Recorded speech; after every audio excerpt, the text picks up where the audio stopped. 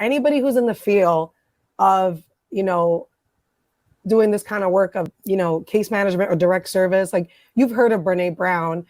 And it's interesting because I have found that, and I was thinking about it from our last episode that you might want to check out. Like, I am one of the people that have used her work and have found many, many limitations with it. And I found myself like couching it too. Like, all right, I want you to have this frame of what that vulnerability and shame, like, let's think about the framework, but then feeling limited by it because it's so like, it's like this way that we can look at it in other professions and fields. Like, I find that what gets a lot of popularity are things that are universalized, and the risk of that is that it allows white practitioners to co-opt things that become universalized.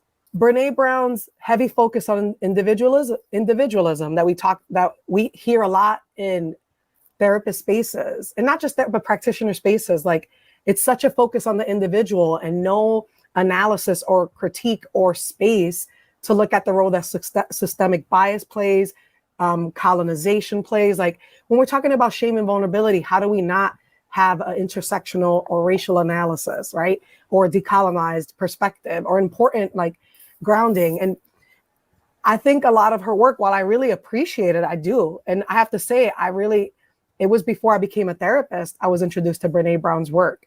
So I'm coming from somebody who did really benefit from her work. And I acknowledge the limitations too. It was never enough.